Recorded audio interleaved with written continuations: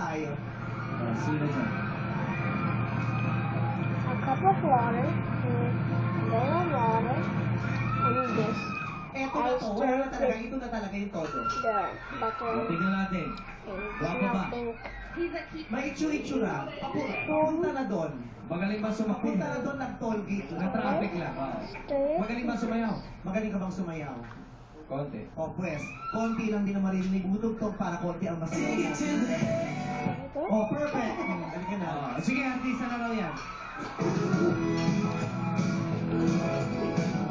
Darating ang madlang maliligaw at agad na magsasample ng sayaw sa harap ni Marsha. May premyo to. Ayun si Marsha. Kailangan mo ganito magsayaw.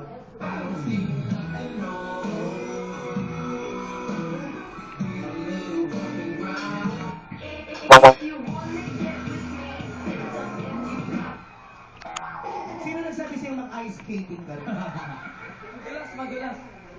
Agad na yayayain ni Doña Delilah si Jong para makipag-dance showdown kay Madlang Manliligaw. Jong, nakita mo naman ang kagagawa ng batang ito. Ang husay-husay sumayaw. Kailangan mo tunayin mo mas mahusay ka. Pare ko na rin pininasawa ko. Hindi ka magsiyoto. Here's the plate. This one is apple, and this one is the normal plate. I just then I'll set this instead.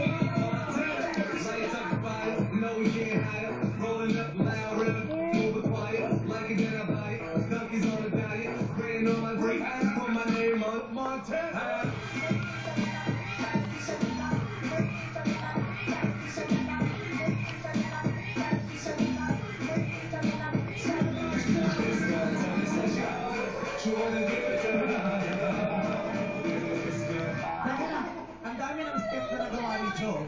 Ito, ang step niya lang talaga. Sanay lang. Ako ng step. Lalong bibilib si Doña Delilah sa Madlang Manliligaw at aasarin si Jong.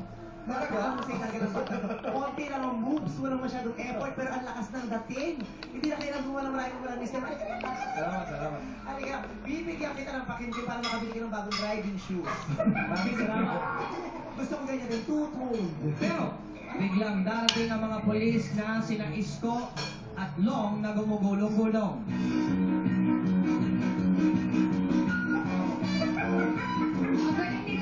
Ang galing ni Jones gumulong. Ano bang nangyayari ito sa mansyon ko? Pati sa loob ng bahay may ham.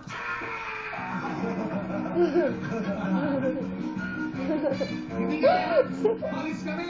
Pagtayo nila sa harap ng Madlang Manliligaw. Pwede si Barney yan. Pagtayo nila sa harap ng Madlang Manliligaw. Asan? Ayun. Sa naman niligaw, dito ka! What's up, Mother Earth? Bigla nilang ito huhulihin habang kumakanta. You're under arrest! Lagot ka! Huling-huli ka!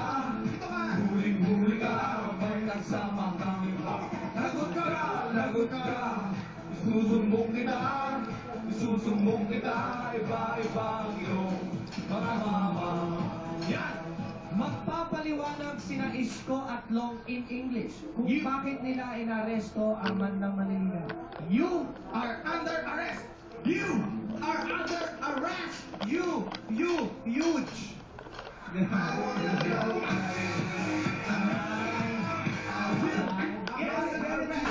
Yeah, thank you.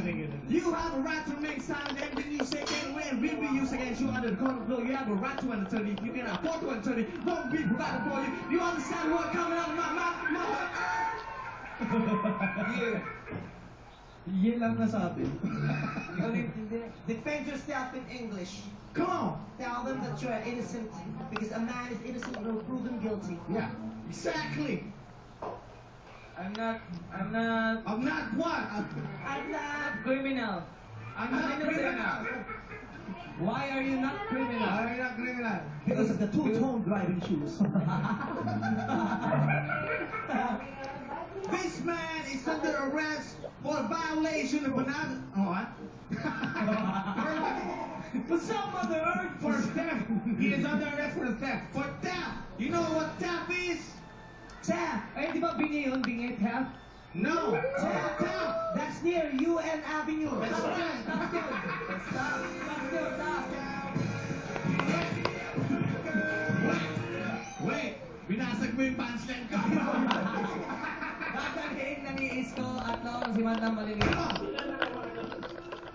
Let's go to the back. Marirealize ni Doña Delilah na maswerte pa din si Marsha at si Jong at napangasawa dahil hindi ito masamang tao at nagkatrabaho ito na marangal.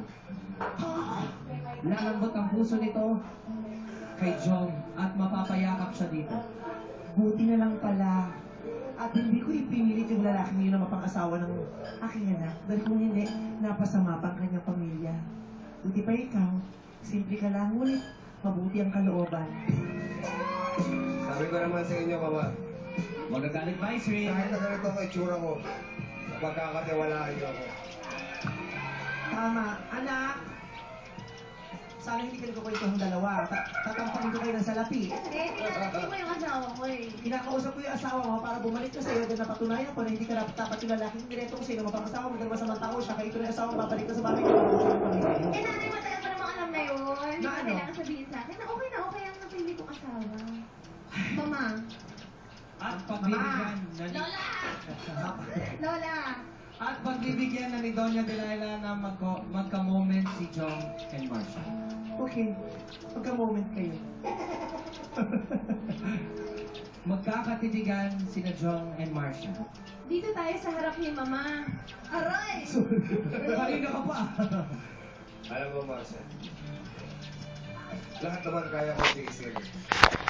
Kahit na yung biral mo na talagang galit na galit sa akin. Si Mama. Mahal ka na niya ngayon. Ang mama mo, Sige, mama! Mama! Mama! Mama! Mama! Mama! Mama! Mama! Thank you guys for watching. Bye! Sina